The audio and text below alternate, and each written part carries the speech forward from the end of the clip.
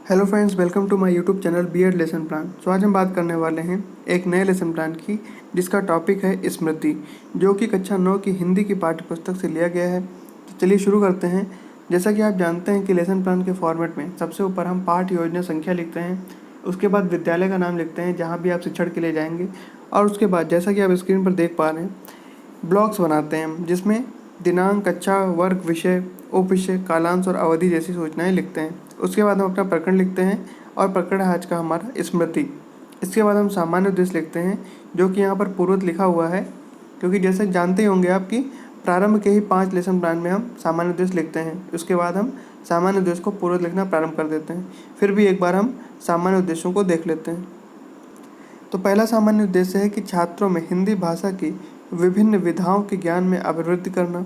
दूसरा है छात्रों में लय तथा भाव के अनुसार काव्य पाठ करने की योग्यता का विकास करना।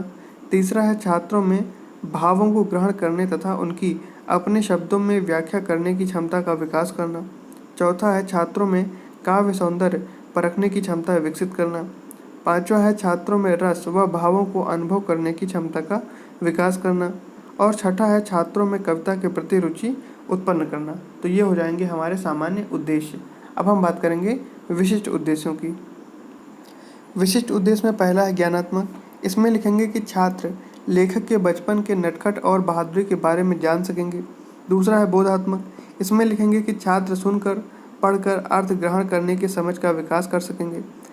अगला है कौशलात्मक। इसमें लिखेंगे कि छात्रों में सुनकर, पढ़कर वाचन कौशल, अभिव्यक्ति कौशल में कुशलता से सीख सकेंगे। अनुप्रयोगात्मक में लिखेंगे कि छात्र इस पाठ से सीखे हुए आदर्शों को अपने जीवन में प्रयोग कर सकेंगे। अभिरुचात्मक में लिखेंगे कि छात्र इस पाठ से सीखे हुए आदर्शों को अपने जीवन में प्रयोग कर सकेंगे। अभिवृत्त्यात्मक में लिखेंगे कि पाठ में आए हुए विभिन्न तत्व जैसे संज्ञा, सर्वनाम, क्रिया आदि में भी रुचि ले सकेंगे। सहायक सामग्री में लिखेंगे गांव का स्मृति चित्रण, और साथ में कक्षा उपयोगी सामग्री जैसे कि चौक, डस्टर और लपेट श्यामपट्ट। इसके बाद पूर्व ज्ञान में लिखेंगे कि बच्चों को अपने गांव के बारे में सामान्य जानकारी है। शिक्षण विधि में लिखेंगे वाचन विधि, अनुकरण विधि, प्रश्नोत्तर विधि आदि। इसके बाद हम हेडिंग देंगे प्रस्तावना की। प्रस्तावना में हम 2 कॉलम बनाते हैं, प्रश्न और उत्तर के। तो जो पहला प्रश्न है वो है कि साहित्य की किस विधा में लेखक स्वयं जीवन के विषय में बताता है। तो उत्तर में लिखेंगे संस्मरणात्मक कहानी एवं उपन्यास में। फिर दूसरा है कि अपनी पाठ्य पुस्तक के किसी संस्मरणात्मक कहानी या निबंध का शीर्षक बताइए। तो उत्तर में लिखेंगे कि स्मृति। फिर तीसरा है कि स्मृति नामक संस्मरण में श्री राम वर्मा की क्या भूमिका थी। तो उत्तर में लिखेंगे समस्यात्मक, यानी कि यह समस्यात्मक प्रश्न है। और इसी से अपना लेसन प्लान स्टार्ट करेंगे कि उद्देश्य कथन में लिखेंगे कि बच्चों, आज हम सभी अपनी पाठ्य पुस्तक हिंदी भाषा के स्मृति पाठ से अध्ययन करेंगे, जिसके लेखक श्री राम शर्मा हैं। अगली हेडिंग देंगे प्रस्तुतिकरण की। तो इसमें लिखेंगे कि अध्ययन अध्यापन की सुविधा अनुसार पाठ का विकास 2 अनुवृत्तियों में किया जाएगा। तो जो प्रथम अनुवृत्ति है, तो इसमें सन 1908 ईस्वी की बात से लेकर कलेजे पर फिर रही थी। तो यहाँ पर बीच बीच में डैश डैश लगा देंगे। अब हम 3 कॉलम बनाएंगे। पहली में हेडिंग देंगे शिक्षण विधि, दूसरे में छात्र अध्यापक क्रियाएं और तीसरे में छात्र क्रियाएं। तो जो शिक्षण बिंदु है, इसमें लिखेंगे आदर्श वाचन। तो छात्र अध्यापक क्रियाओं में लिखेंगे कि छात्राध्यापक द्वारा उचित लय, यति, गति, आरोह अवरोह के साथ आदर्श वाचन किया जाएगा।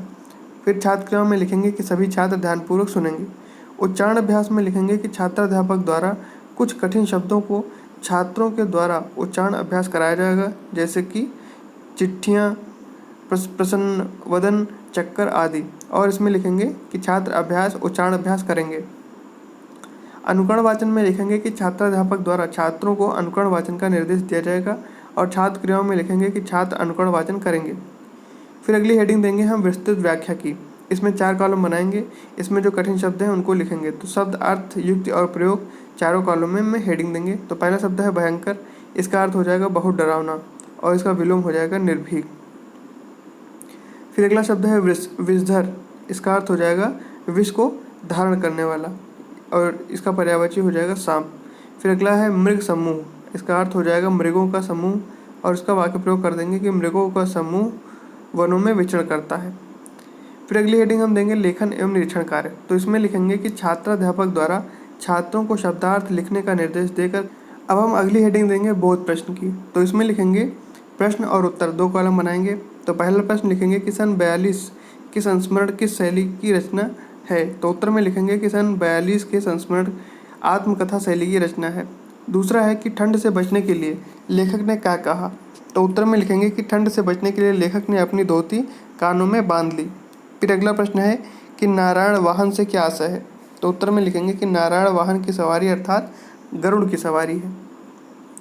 फिर हम मौन वाचन में लिखेंगे कि छात्राध्यापक द्वारा छात्रों को मौन वाचन का निर्देश दिया जाएगा।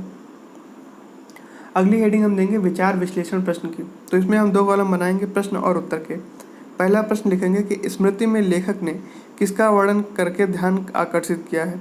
तो उत्तर में लिखेंगे कि स्मृति में लेखक ने अपने बचपन की एक रोमांचकारी घटना से पाठ को ध्यान आकर्षित किया है। अगला प्रश्न है कि बबूल के डंडे की तुलना किससे की गई है। तो उत्तर में लिखेंगे कि बबूल के डंडे की तुलना राइफल और गरुड़ से की गई है। फिर अगला प्रश्न है कि मूक डंडों का सजीव प्रतीत होने से लेखक का क्या अभिप्राय है। तो उत्तर में लिखेंगे क्योंकि मूक डंडे से आम तोड़कर उपलब्ध होता है, इसलिए जिससे वह सजीव है। अब हम यहाँ से द्वितीय अनुवृत्ति प्रारंभ करेंगे। तो पाठ संकेत में लिखेंगे दृढ़ संकल्प से दुविधा की बेड़ियाँ, और फिर डैश डैश करके जो अंतिम में है कि राइफल के शिकार से कम रोचक है। तो इसके बाद हम पुनः से उसी प्रकार से 3 कॉलम बनाएंगे, जिसमें शिक्षण बिंदु, छात्राध्यापक क्रियाएं और छात्र क्रियाएं हेडिंग देंगे। उसके बाद आदर्श वाचन, उच्चारण अभ्यास और अनुकरण वाचन, तीनों चीज़ें लिखेंगे, जैसा कि आप अभी ऊपर लिख चुके हैं। इसके बाद हम हेडिंग देंगे विस्तृत व्याख्या की।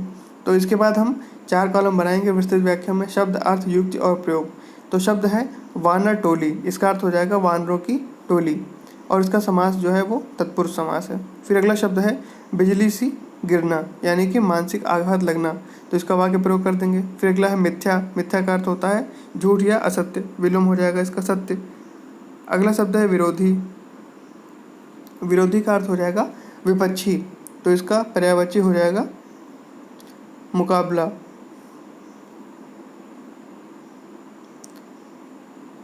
पर्यायवाची हो जाएगा इसका मुकाबला करने वाला। इसके बाद हम लेखन एवं निरीक्षण कार्य की हेडिंग डालकर लिखेंगे कि छात्राध्यापक द्वारा छात्रों को शब्दार्थ को लिखने का निर्देश देकर कक्षा का निरीक्षण किया जाएगा। इसके बाद हम हेडिंग देंगे बोध प्रश्न की। इसमें हम 2 कॉलम बनाते हैं प्रश्न और उत्तर के। पहला प्रश्न लिखेंगे कि लेखक ने क्या करने का निश्चय किया। तो उत्तर में लिखेंगे कि लेखक ने कुएं में घुसकर चिट्ठी लेकर आने का निर्णय किया। दूसरा है कि क्या निकालने के लिए लेखक विषधर से यानी कि सांप से भिड़ने को तैयार हो गया। तो उत्तर में लिखेंगे कि चिट्ठियाँ निकालने के लिए वह विषधर से तैयार हो गया। फिर अगला प्रश्न लिखेंगे कि मौत किस रूप में कुएं में बैठी थी। तो उत्तर में लिखेंगे कि मौत सांप के रूप में कुएं में बैठी थी। फिर हम लिखेंगे हेडिंग मौन वाचन की। तो इसमें लिखेंगे कि छात्राध्यापक द्वारा छात्रों को मौन वाचन का निर्देश दिया जाएगा। विचार विश्लेषण में हेडिंग देंगे और इसमें 2 कॉलम बनाएंगे प्रश्न और उत्तर के। पहला प्रश्न लिखेंगे कि दोनों भाइयों के रोने में क्या अंतर था। तो इसमें लिखेंगे कि लेखक चुपचाप रोता है जबकि छोटा भाई दहाड़े मार मार कर जोर जोर से। दूसरा है कि रोने का उफान आने का क्या कारण है। तो उत्तर में लिखेंगे कि चिट्ठियों के ना मिलने की निराशा, बड़े भाई से पिटाई का डर। फिर अगला है कि लेखक उस समय किस बोझ से दबा हुआ था। तो उत्तर में लिखेंगे कि लेखक सच बोलकर पिटाई के डर से और झूठ बोलकर चिट्ठी पहुंचाने से डरा हुआ था। फिर हम अंतिम हेडिंग देंगे मूल्यांकन प्रश्न की। तो इसमें हम 2 कॉलम बनाएंगे प्रश्न और उत्तर के। पहला प्रश्न लिखेंगे कि किस प्रकार दुख की बेड़ियां कट जाती हैं। तो उत्तर में लिखेंगे कि जब मनुष्य दृढ़ निश्चय कर लेता है तब सारी बेड़ियां कट जाती हैं। फिर दूसरा है कि नग्न मौत के मुठभेड़ के लिए मुझे भी नंगा होना पड़ा से क्या आशा है। तो उत्तर में लिखेंगे कि उसने सांप का सामना करने के लिए अपनी धोती उतार दी और नग्न हो गया। फिर अगला है कि कुएं की चिट्ठी पड़ी होने की स्थिति क्या थी। तो उत्तर में लिखेंगे कि कुएं में 2 चिट्ठियां सांप से सटी हुई थीं और एक लेखक की ओर। गृह कार्य में लिखेंगे कि बच्चों कल आप सभी लेखक की जीवनी एवं शब्दार्थ को लिखकर लाएंगे। तो यहाँ पर लेसन प्लान हमारा समाप्त होता है। वीडियो कैसा लगा आपको कमेंट में ज़रूर बताएं। वीडियो को लाइक करें, चैनल को सब्सक्राइब करें और दोस्तों के साथ शेयर करना ना भूलें। धन्यवाद।